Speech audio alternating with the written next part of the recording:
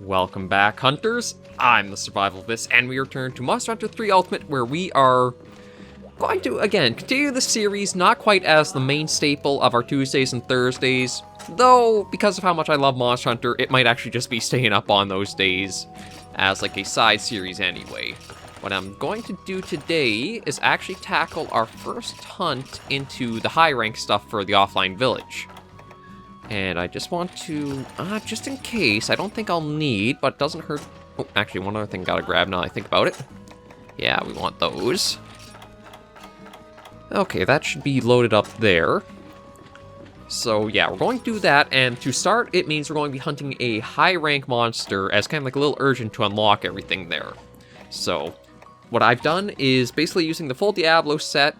I got this upgrade to level 5 because one of the things I've always found in old Monster Hunter is that the transition between like low to high rank and high rank to master rank is a little rougher and quite a hurdle at times. So I'm hoping using this set that has Expert 2, Pierce Up, I don't really need the Trevor Resist, but anyway, those two to help out our damage will help make this a little smoother as we try hunting down this first monster.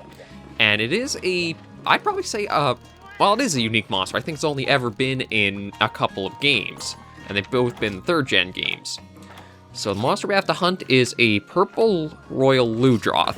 I don't know if it's just called Purple Ludroth. I guess I'll check that in a moment. And, I mean, it features basically the same moveset as regular Ludroth. The difference is, of course, it's purple, which is signifies... Yeah, it's just called the Purple Ludroth. So this guy is poisonous, so we have to be very careful of his attacks from that. So everything's looking pretty good. We will go off on to hunt with that. And, oh, actually, I might need to buy... Yeah, there's something else I want to buy, too, because there's hopefully a weapon we can get if we take a little detour and do some mining we'll be able to pick up. But everything's looking good, so we'll head out and go on to this hunt for the Purple Ludroth.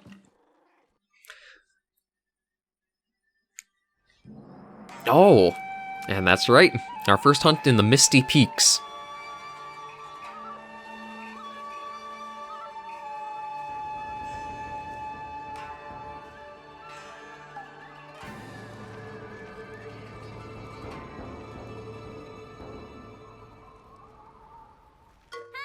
Okay, so here's Aisha. Want to know about high-rank quests, eh? Well, lucky you. No one's better at explaining this stuff than me. Anyway, for your first high-rank quest, we're sending you to an uncharted area. It's a place we call the Misty Peaks.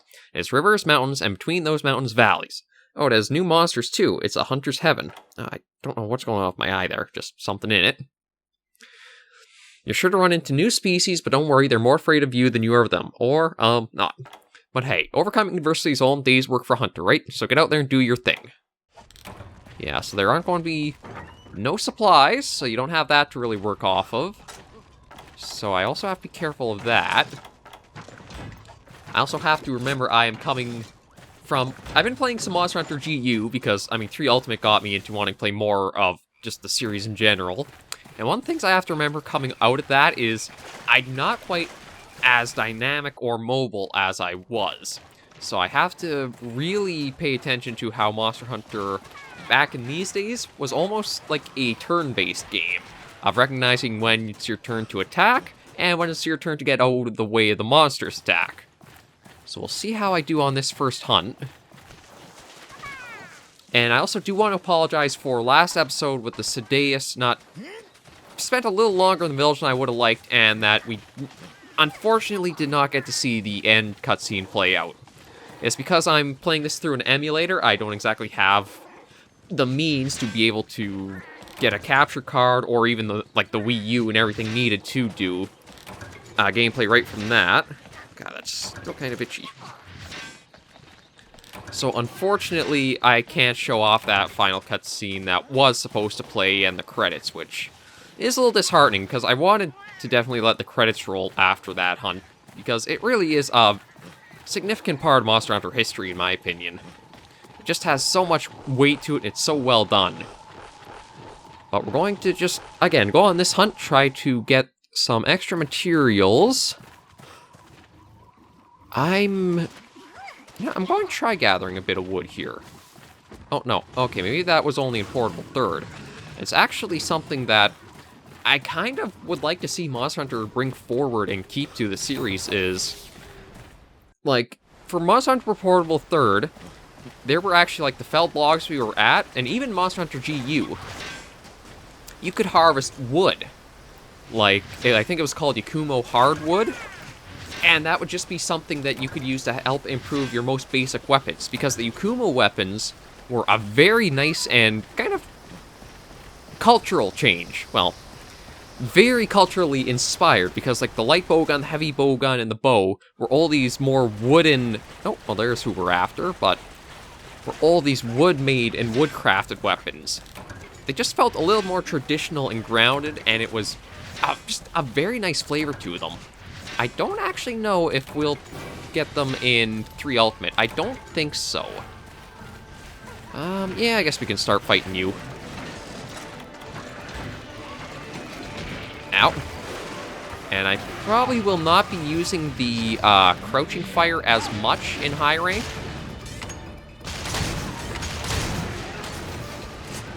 Although, already noticing that Purple ain't exactly as fast or as...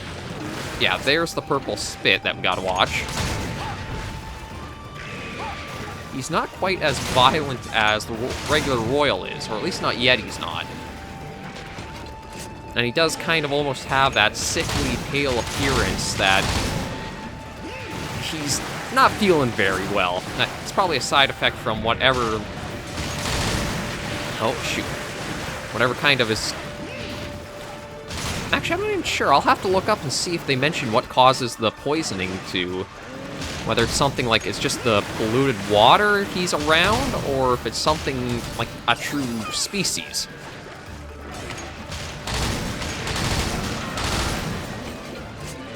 But I also love the Misty Peaks music.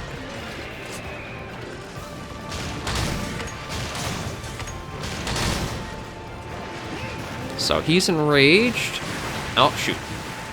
I knew it was coming, but I still got hit by it anyway.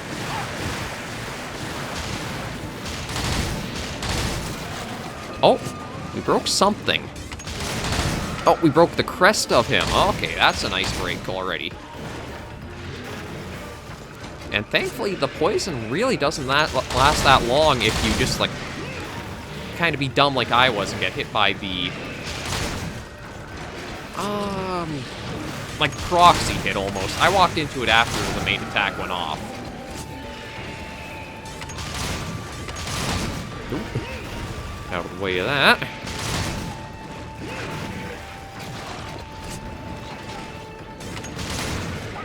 Yeah, Purple Ludroth is a pretty nice introduction into the high rank stuff, because he moves a little bit faster than regular.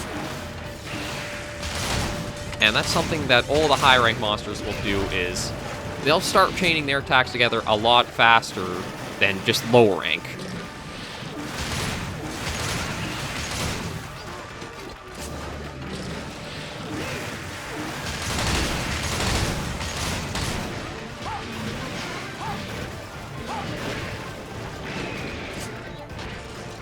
Yeah, you can basically just enjoy listening to the music as it's playing more than focus on the hunt. That's something that Monster Hunter, every entry in the series, has always had such great music for it. And Monster Hunter Rise, I think, is definitely going to carry that trend forward.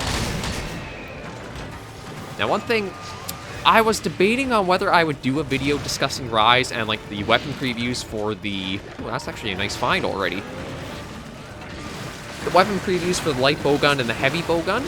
The only issue I had with that was so many people are covering it. There's not much I can really go over that other people already haven't covered. The one thing I will say is in the heavy bowgun preview, we actually get a preview of what the base village's weapon is going to look like, or the village heavy bowgun will look like. Because I think it... Monster Hunter Portable 3rd, again, I think kind of introduced to the idea of the village's starting weapon having its own. Moga doesn't really have anything like from 3. But as I was talking about the Yakumo, the Kamakura, I think, is what the base weapons might be called. Oh, gotta be a bit careful. The Kamakura weapons are that kind of... I'm trying to think of the best way to describe them. They are more of like a head... more metallic for their makeup, but it almost is... there's a certain theme they're all centered around. And the heavy bowgun that we see in the heavy bowgun video... oh, shoot. Preview video definitely follows that along. And there's also the... what looks like from the preview is they might be adjusting the bowguns back to how they've been operating a little more in the previous generations, even like to... oh, excuse me, Monster Hunter Generations Ultimate. Because on the heavy bowgun preview, you can see the Tetranodon heavy bowgun has a shield equipped and a power barrel between the two hunters with the armor page. Like the sort of flash image to... or even the thumbnail that you get to see, and I think it's... yeah, it's definitely in the video somewhere. It shows the Tetranodon set on two heavy bowgunners, and they're using the same heavy bowgun, but you can see the ends are different. One is using... uh-oh. Well, one's not using uh-oh. One's using a shield, the other's a power barrel. And for the light bowgun preview with the Great Azuchi stuff, you can see, again, the kind of typical squat barrel that signifies it's a silencer. Actually, you know what, maybe I will... yeah, I'm going to start using the crouching fire on you.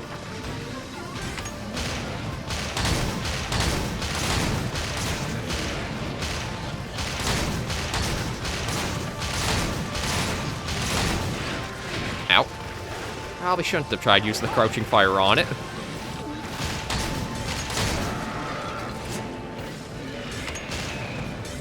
I was hoping to try to get the Nahabra out of there, but... because the small monsters can be very annoying for back in these old generations. They definitely wanted to be part of the fight, even though they shouldn't have been. Okay, you know what? I'm going to let that go. We'll carve the Nahabra, because this will be high-rank materials. Ow. And what I'm going to do is we're just going to mine, try to get more Carbolite ore. That's the secondary objective I had this hunt. I think I needed 4 total, so I'm at 3.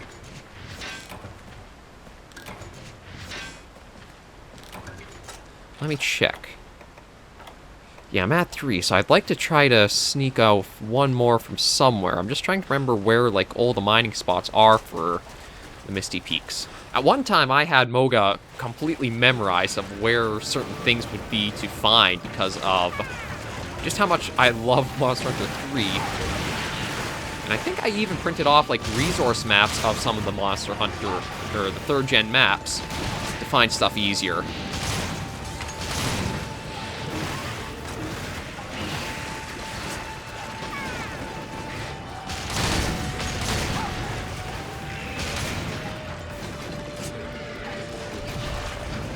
But I'm not surprised that this is going to take quite a bit of... oh, wow, okay. I thought it'd actually take more than that to take down the Purple Ludroth. What if... oh, maybe I'll try getting carve off the Jaggy here. Not quite.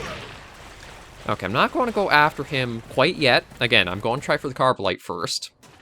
It's a little detour, but you just kind of got to work and... take what opportunities you can. One of the things I've found is if you're after, like, the raw materials, like mining nodes or bugs, the gathering tours, I feel like I get what I'm after less on those. Okay, you guys are pissing me off. If one more you attacks, that's it. We're taking you all down. You had your opportunity. You have wasted it.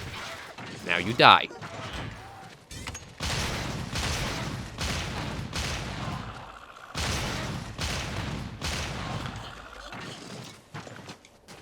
You could have just left me well enough alone, but no. Okay. But anyway, if you do like this on regular hunts, try and go after the other resources, I found you get rare ones more easily. Like, if you need carpenter bugs or killer beetles or even hercudromes, hunt a monster, but take a little bit of time to go and harvest from the map. because, again, you will be able to find some pretty good resources. Usually. Like, I was hoping we would have gotten another Carbolite. But it does not seem like we're going to be getting lucky on it. Ah, we're one away. I want to see, can I actually gather from here? No, just mushrooms. Not really looking for that. And I did see the supplies delivered, but I don't think we'll need per se.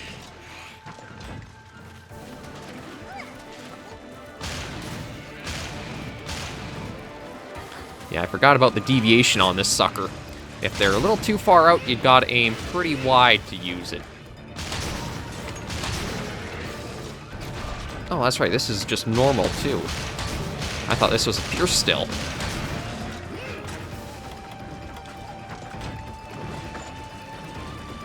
And I'm not too surprised that the Purple Ludroth is down this much. The heavy bow gun, compared to the light, I think it's a mix of both the way damage is calculated. Uh-oh. Oh, he's coming all the way. I just wanted to still try to get a moment just to try getting this Carbolite. It's one of the ones, main objective, because there's that one bowgun I really wanted to be able to get last episode, but they kind of blocked it behind some high rank materials. So just want to try to quickly see if we can find that last final mining node. Although, unfortunately, might be out of luck on it. And I'm actually not sure where Purple is going to go to sleep. I don't remember him well enough to know where his kind of patterns or where he'd go to do stuff like that. We'll try in here, and if we don't get lucky with finding another node somewhere around here, we'll just look at taking down Purple for good.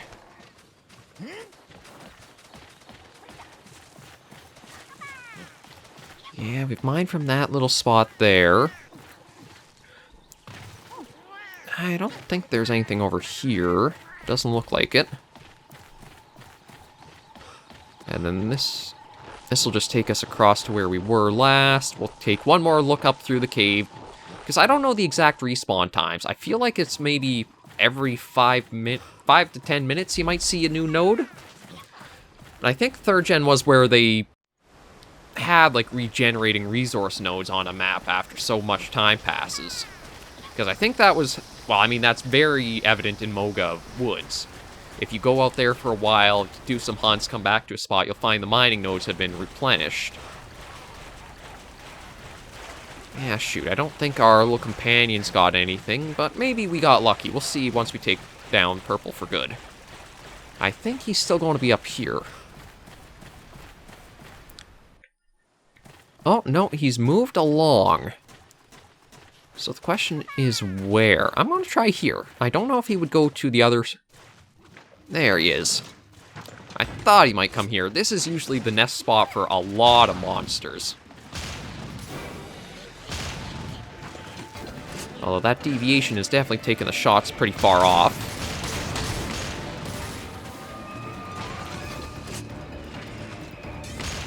And something that's interesting is... Ow. Though we have Bullfango here, we don't have Bulldrome in this entry. Which is, I mean, both a blessing and a curse in a way. Because Bulldrome is basically just... Well, for the most part, he's just been repeat charge over and over and over again. There's not much to him as a monster.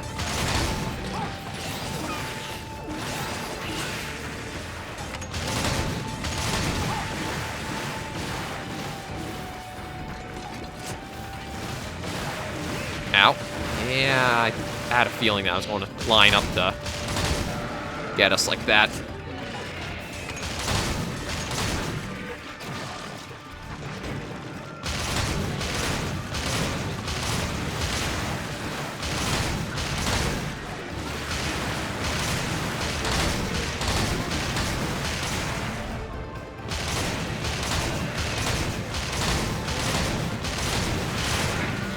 Oh, that was close. Holy crap. Let's see if we can put him down quickly with this last little barrage. There we go.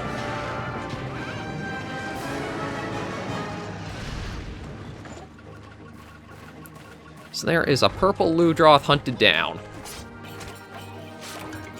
Actually, you know what? I think I'm going to carve the Bullfango before it fades away, just because there might be materials, well, probably materials we'll need from it. We'll get rid of the stone, get some more from purple here. And I don't know if I will be doing, like, every monster I've already done with another, like, video hunt. Actually, I probably will. I mean, why not? It's my channel, I'll do what I want with it and have what fun I want.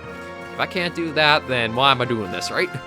So I'll probably just do more videos going along, show off the new subspecies, show off the high-rank versions of monsters we've already hunted. This is definitely where I think we'll see the largest expansion of, like, new monsters to showcase. Lower rank was pretty tight, but high rank you get a lot more subspecies, and I don't even think G rank really gives you new monsters. It's just new subspecies for the most part. So what do we got? Ooh. Carbolite, perfect. And some better gems, or charms. A few claws, the torrent sacks I'll need. And what goodies did we get here? Ooh. Slime, artillery. That's not bad. Fire attack plus 7. And that one's kind of garbage, but we'll take it anyway. Timeless Mountain added. So we'll save progress. How are we doing on time? Well, I guess we have a bit of talking to do with everybody, but first, let's just store away the new stuff we got. And one thing about the loadout I have right now, is you can actually slay a Sadeus using just this in one quest after you've done the story quest. The key is knowing where you have to shoot on them. Because one thing, when I was farming Sadeus using the lipo gun, I always had to go 2 quests to kill him once. Because the first one I'd only always repel.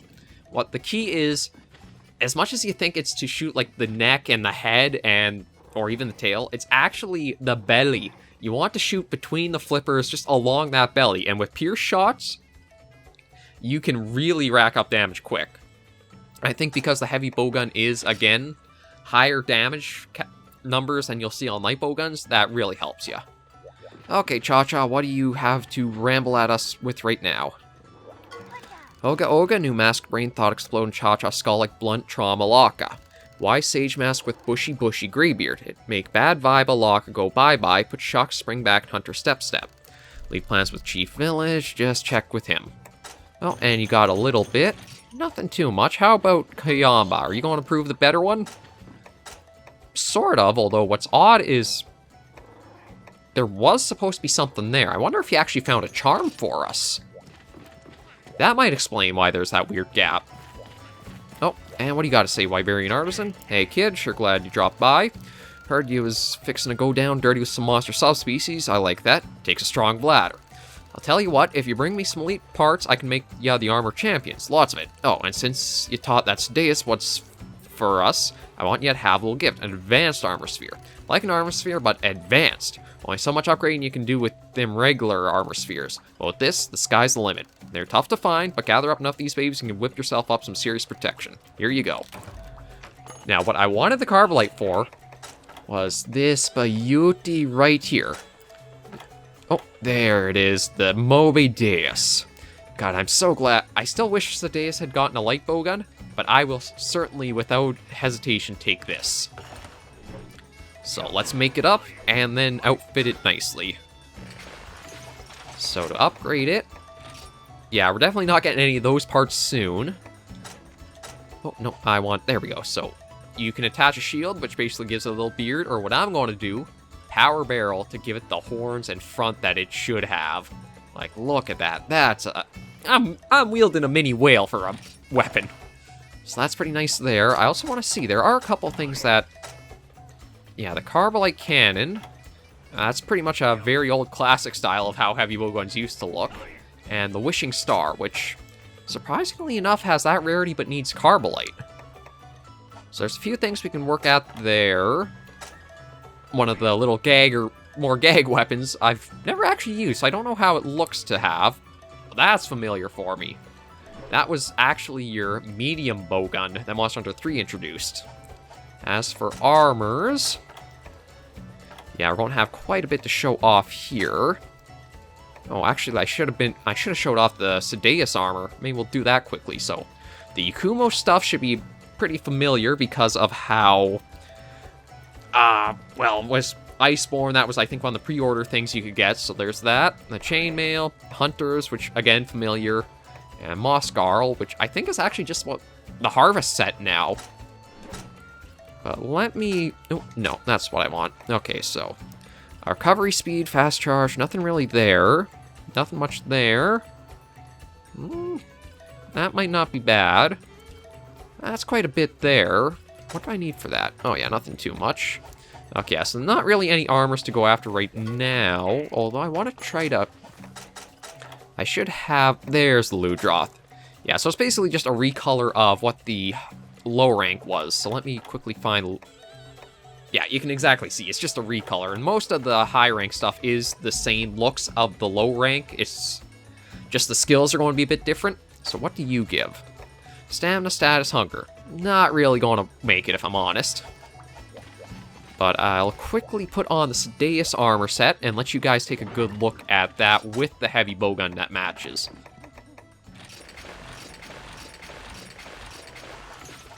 Yeah, now that's a set. I still love... One of the things I've loved most about Monster Hunter for, like, the old armors as a gunner was having that, like, buckler or shield or front thing, just kind of, like, extra protection for you because you were, well, a gunner. You weren't meant to be in combat. It kind of sucks that the armor does the opposite of that. Because you have lower armor, you take harder hits despite the extra looking, like, shield, but... Yeah, I gotta say, I do love the Sedeus armor in that. It just looks so good, and the bowgun really fits it so nicely. With that, though, I think we're going to leave this episode here. There are a few things to talk about. We'll get that next episode. Thank you guys very much for joining me on this episode, and I'm glad to have you guys along for the journey in high rank now. If you have any tips, tricks, or requests of something you would like to see presented in-game, let me know, and I will try to fulfill that for you. But until I see you all next episode, Hunters and Survivors, please remember, as always, to take care, stay alive, and happy hunting.